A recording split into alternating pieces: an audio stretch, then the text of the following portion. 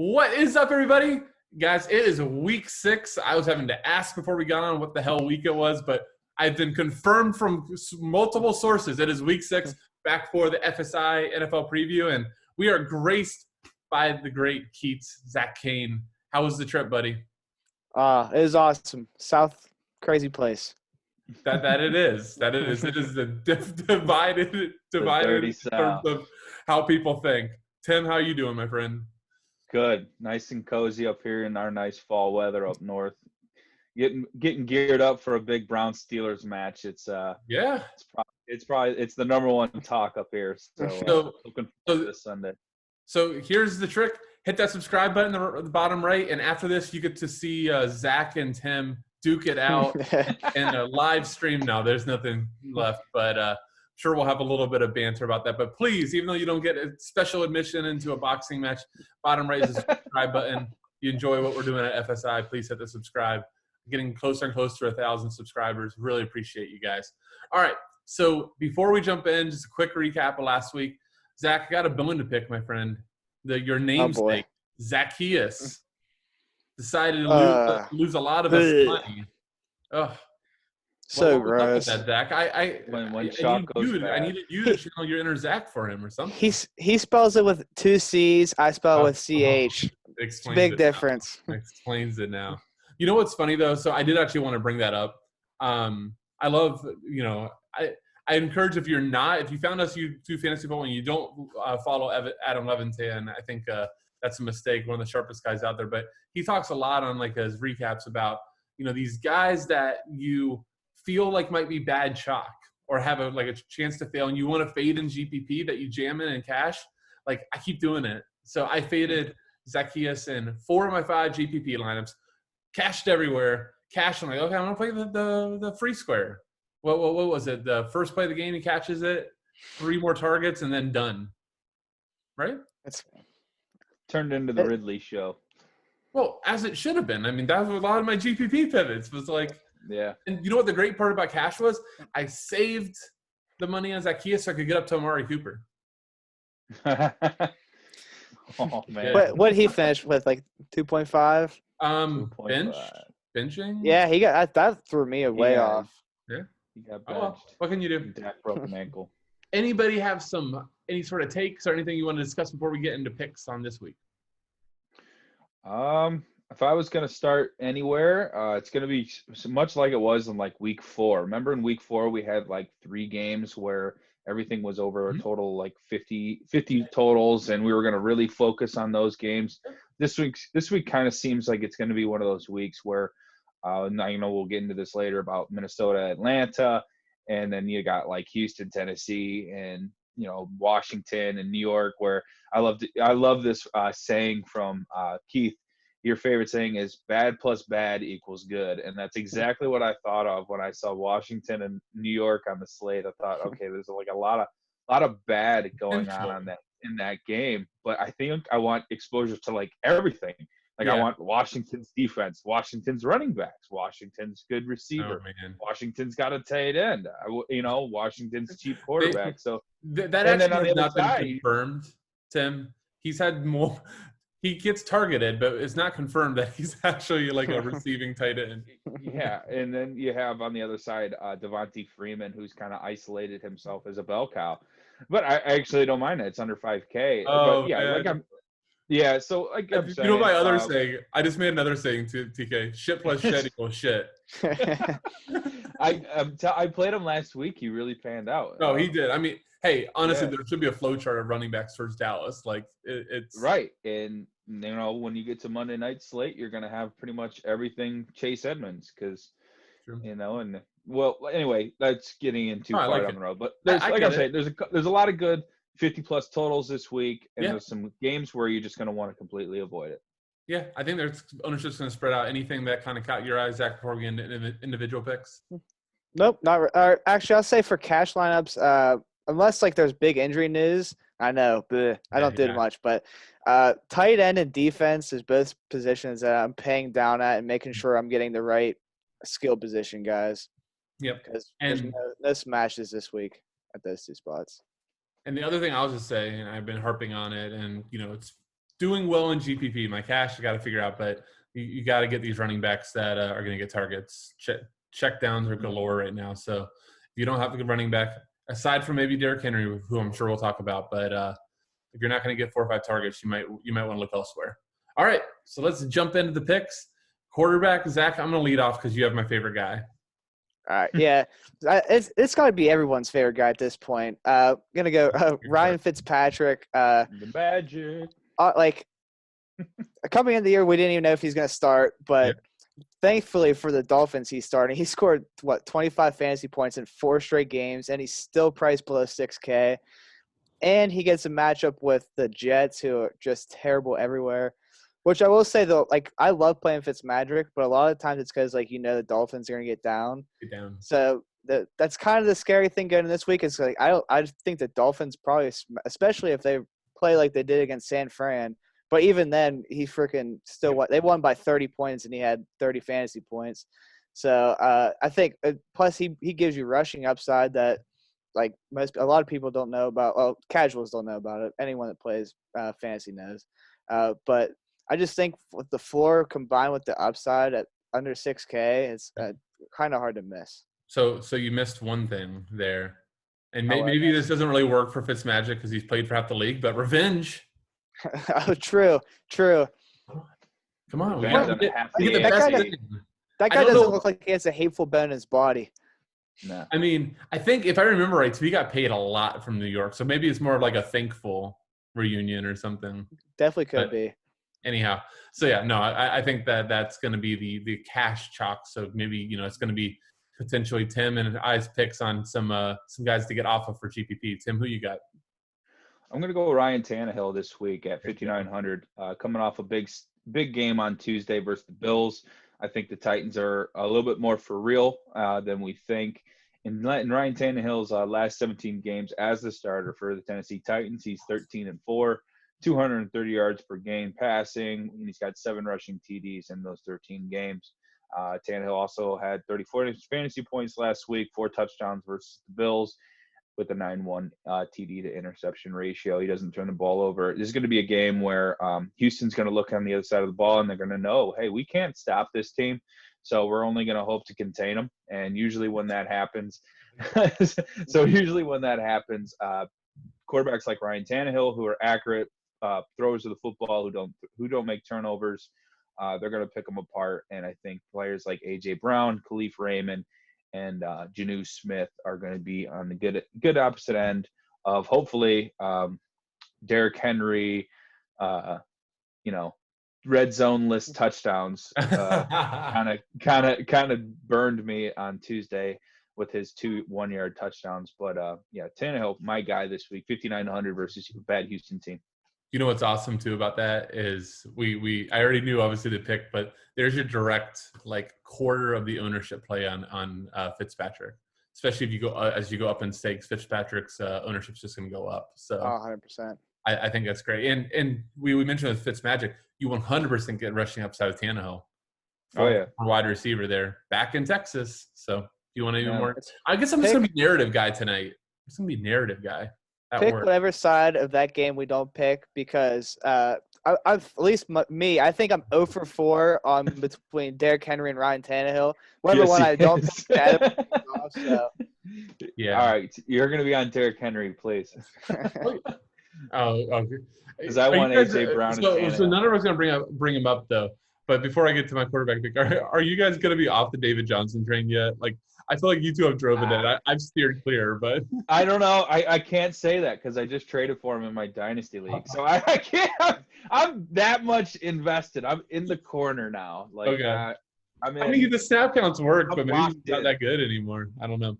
Anyhow, but I have Duke Johnson too in that league, so it's I just have the whole Texans backfield. Fantastic. I hope they get Eric Bieniemy as their head coach. There you go. We're gonna say Zach. I think you were gonna say something.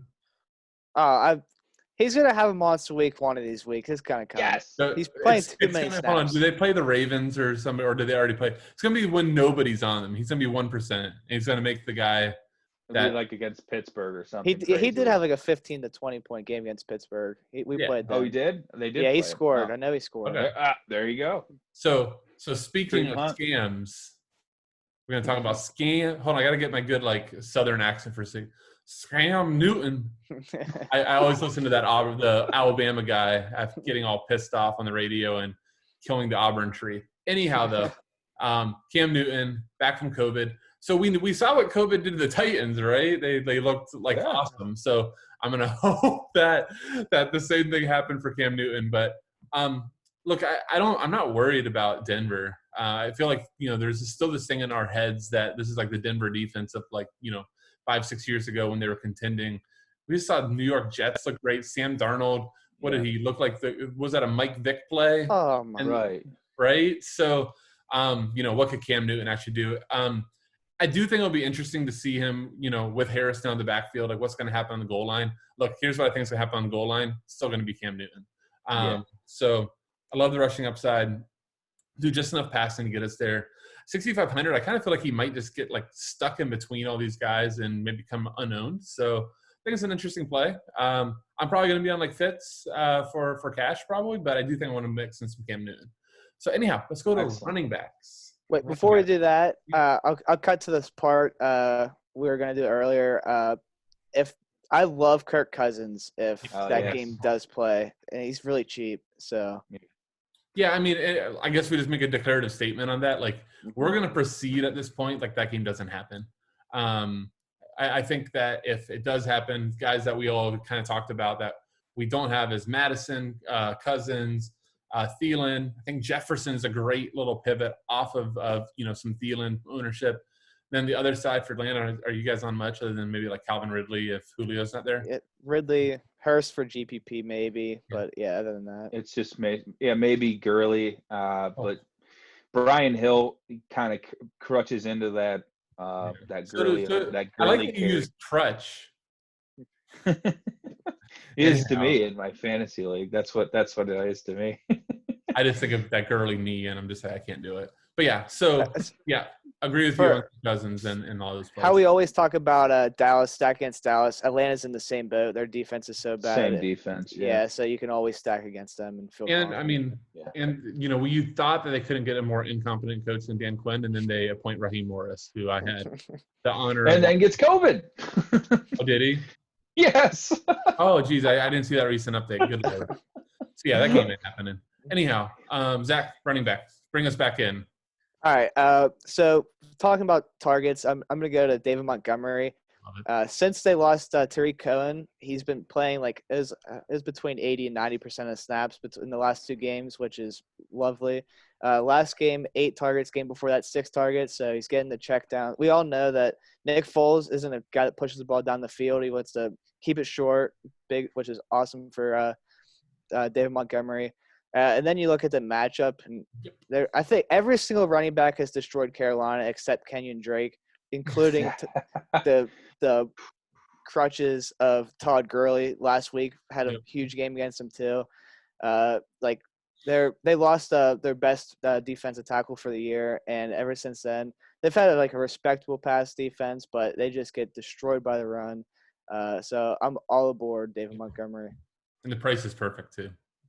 I thought he would perfect. It's interesting to see what they did out to Madison's price, and then kind of adjusting for matchup and adjusting for role.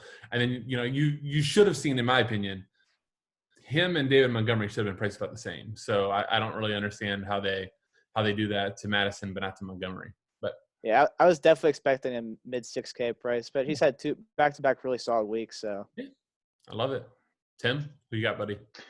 I'm going to go with the Washington football team's running back tandem of Antonio Gibson and J.D. McKissick. Gibson sitting at 5,500 this week. He's cracked. This is the scary thing. He's only cracked 50 yards rushing one time this year. But he does have 3 touchdowns, and he had in the past 2 weeks 5 targets. So he definitely gets work in the receiving game. He's going to get the bulk of the carries. I'd have him at a projection of around 12 carries, 90 yards, and maybe a touchdown or 2. Maybe one in the air, maybe one on the ground. And McKissick is going to be your negative game script guy if the Washington football teams get down in this game. You're going to see McKissick get a lot of targets. In the past 2 weeks, he got 8 targets. Probably only a DK play. He's not going to garner any kind of rushing upside. And the Giants have given up 138 total yards on the ground and air for running backs, and a total of 1.2 TDs a game. So I'm going to be mixing and matching with this Washington team. If I'm stacking this game, I'm going to probably have Gibson and then maybe the Giants passing attack. Or if I'm going to be on the other side with the Giants outcome of a win, I'll have maybe Freeman and a good receiver, and then run it back with Mckissick and Allen and Scary Terry in a passing onslaught. So it'll be different ways to mix and match this game. As I mentioned, I really like it from a fantasy standpoint. So Gibson and Washington defense correlation too. Something I'm going to be in with as well. I'll have ownership in that game too. So if you get your shit plus shit equals gold, then you'll be doing very well. So running back, I'm going to just bring up two guys. So first off, I love the target. So I think Mike Davis. I haven't done a ton of research. I kind of feel like he's going a little bit under the radar. I don't know if I'm missing something there, but I hope he does, because 33 targets since he's taken over in 5 games. He's still getting a ton of carries too, and it's actually looking kind of good on it. For the longest time, we've always said Mike Davis can catch the ball in the backfield but can't run. Not looking that way at all, and getting some goal line work too. So I think at 7K, really interesting. I think the chalk, and somebody I'm definitely mixing in, TK doesn't want to hear it, but Derrick Henry. Houston has just been atrocious versus the run. TK, was on James Robinson last week, who was a really, really sharp play. He had a good game. He had a good game, right? Very average. Yeah. Very average. Okay. So, but then the week before, Zach was on Oliver Dalvin Cook off the Zeke chalk, and definitely benefited there. But Houston just doesn't look good versus the run. So I think that Derrick Henry did not get that price hike that he probably would have had if DK would have known he had 2 touchdowns in that ownership. So I do think that's the cash play. Just would mention the receiving upside is not there. So, tread cautiously. It could be a really good GPP pivot, especially if we get kind of word or we start seeing projections of him pushing the highest owned running back. That might be a good pivot off. Yeah, Darrington Evington's the backup, just got put on the IR as well. Yeah, and then they had the other guy. I'm already blanking on his name. McNichols. McNichols, there you go. One of my college guys from last year, but he looked pretty good when in a few carries. I was surprised how much he actually played. I was expecting a 90% snap share from Derrick Henry, especially when Evans went down. Yeah, and it just wasn't. So, I mean, look, the routes, we just saw this, what was it, week 2 when Derrick Henry was 60, 70% in cash and was okay, but if you pivoted off of him, you were golden because that receiving upside isn't there. He's got to get the touchdowns. He's got to get the 100-yard bonus, or you aren't going to break 15. I was definitely surprised to see his price. I was still expecting over 8K, and when I saw 7.3, that really threw me off. And that's why he's going to be so popular in the matchups there. I just think that there definitely is worth the GPP pivot. Right? Do you guys agree with that though? That the route to him, failing is not 5 DK. I don't see that. He's going to get 1 or 2 catches. Probably 60 yards in the touchdown equities there. But I think the outcomes of him getting under 20 DK. So over 20 is when the fade hurts, but under 20, I think that there's really good equity on that. Even with the no receiving upside, he still has the highest ceiling for running backs, but probably by a decent margin. Yeah, because of the touchdowns. Mm-hmm. But you're fading him to get under 100 and under 2 touchdowns. Right. That's the fade. But 25 so that builds a cash floor. 25 carries, 90 yards, no touchdowns, 2 catches for 20 yards, and you have tons of equity there. I guess that's just my point, because Mike Davis is going to catch 9, 10 catches, 50 yards, and he's already above where Henry's at. Yep. Right. Just my thought. I like it. Yeah. Wide receivers. Zach, you want to go? Yep. All right. So I'm going to get to my stack to Devonta Parker. He's been really solid this year. Hasn't had that monster game. He's either had big catch, big yards, no touchdowns, or scored touchdowns with little yards. I think this is going to be the week that he finally puts together that monster game. We've seen Tim Patrick, Stephon Diggs, DeAndre Hopkins, one more. All go berserk against all number ones go nuts against the Jets. I think that he's the superior talent at receiver by a large margin. There's a guy, I think TK is going to talk about him later, that I really like too. But from the receiving core, I think that like Preston Williams, I used to be a big fan of him. Tore his ACL for the second time, kind of fallen off.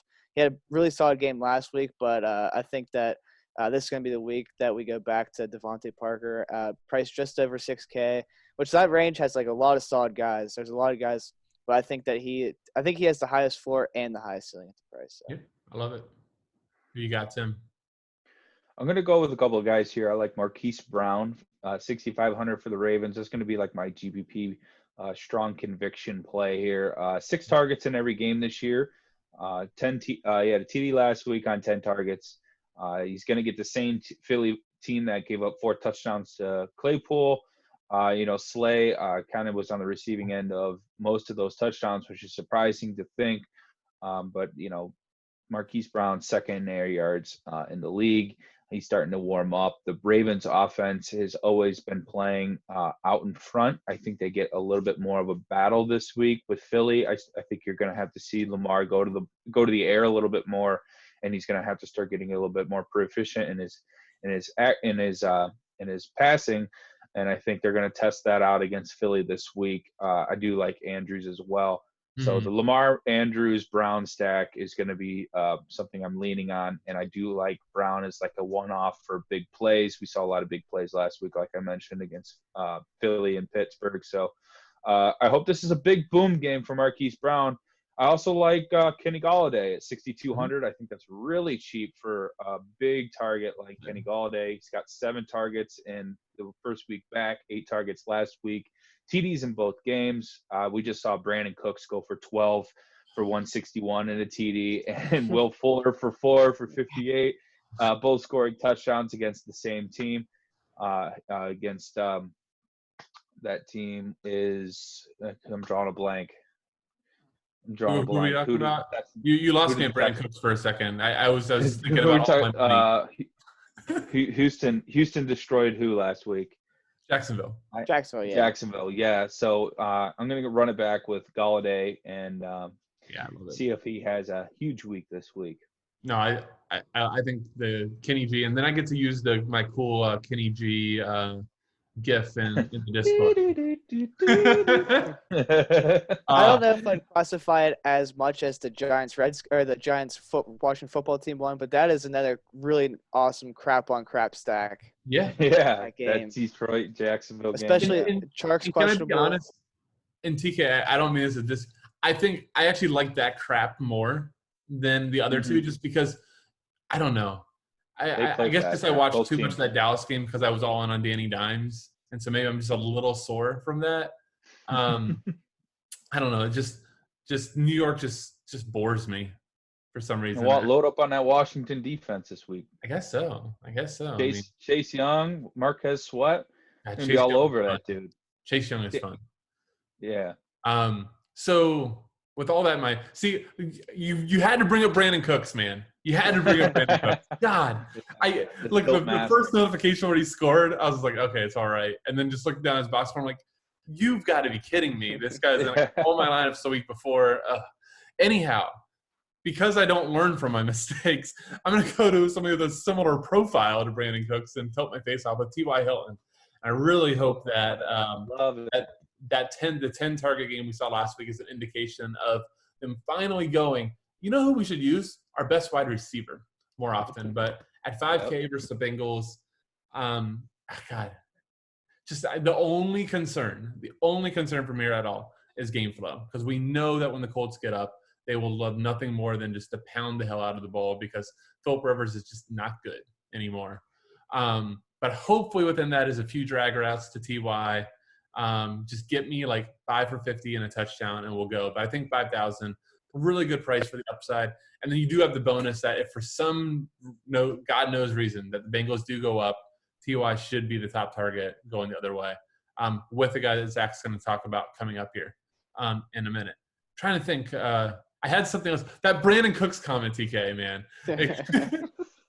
It wrecked me. Oh, man. Yeah. Anyhow, let's go to tight end. And if I remember my question, I will bring it up. Talk to us about my former Gator homeboy, Trey Burton. Zach. All right. Yeah, so I'm going to talk about two. I have two punt tight ends I'm going to be just mixing and matching, because a tight end that I've really I don't want to pay up at because their high price guys have ceilings, but they also have no floors. So Trey Burton, ever since he came back, he's kind of pushed our boy Mo Alley Cox under the rug, taking that role. He had 5 targets he's averaging 5 targets in the last 2. Bengals are no good against tight ends.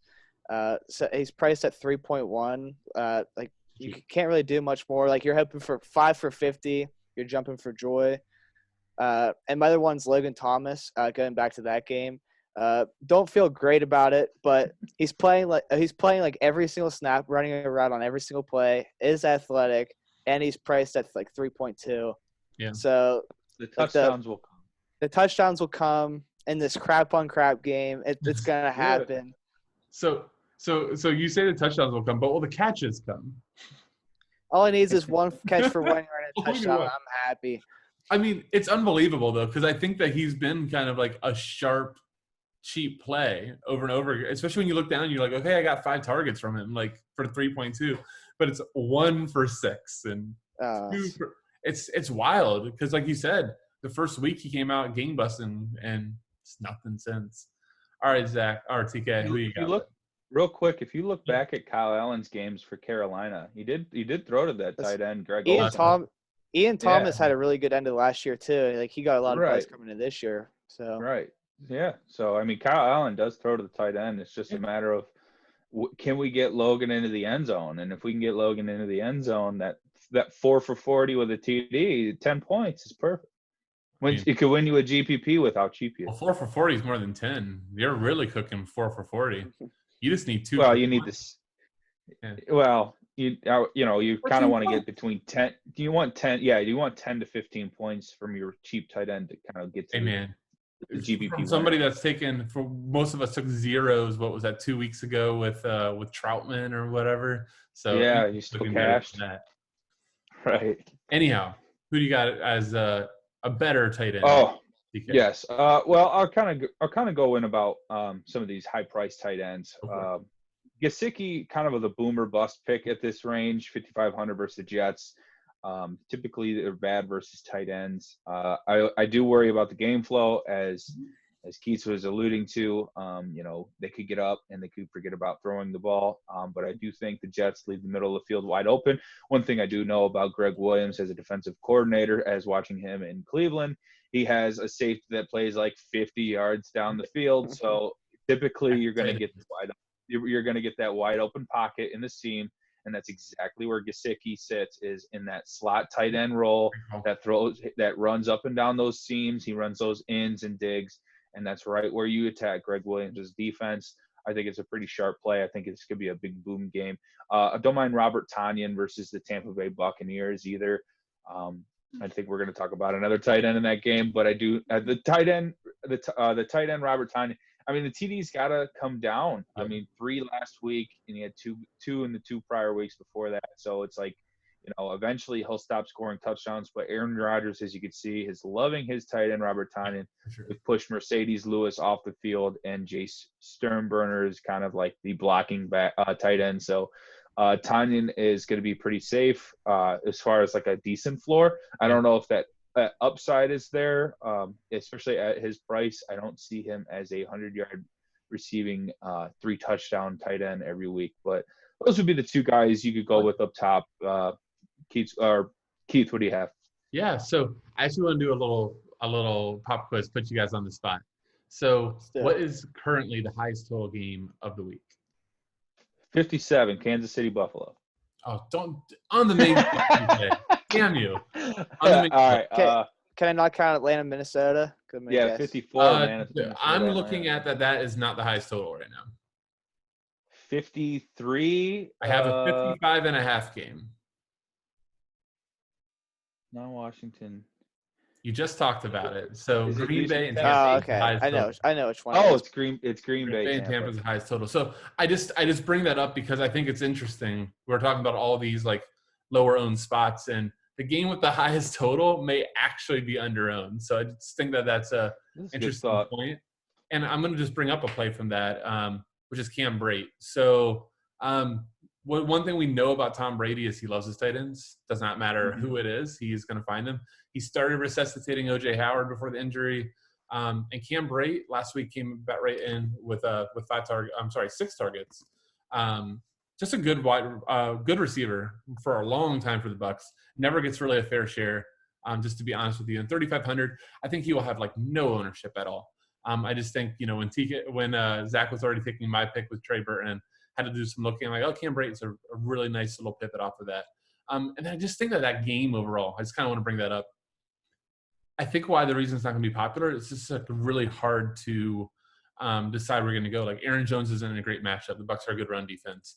You go to the other side, you're like, I don't want to play Tom Brady, especially after the Bears performance. And I don't want to play Valdez-Scantling. Tanyan might be too expensive. You find all these reasons to not play a guy from that game, which for GPP might be the reason to do it.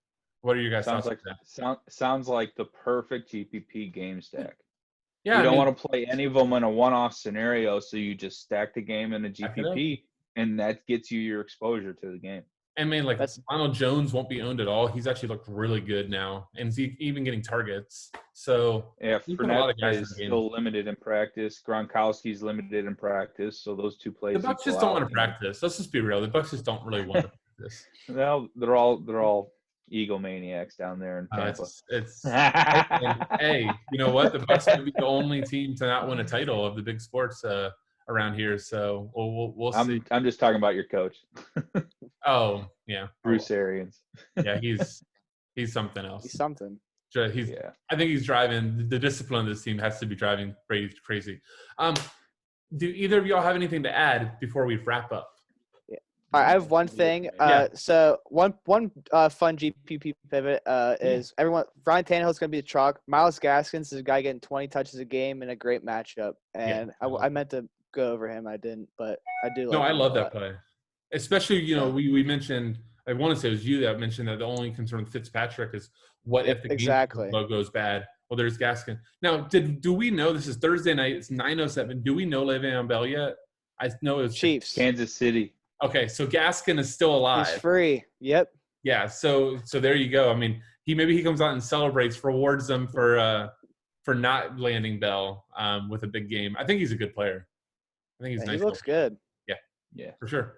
Hey, so last thing we're gonna end on: who wins, Browns or Steelers? TK, give me the Browns. With the Browns, taking the Lurs, but I don't feel great.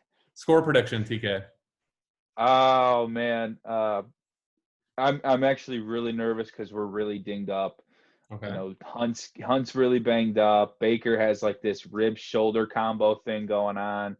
Our starting right guard, who's like the number 1 rated guard on Pro Football Focus, is hurt. I'm so nervous about our injuries, but as a homer, I think we win a shootout.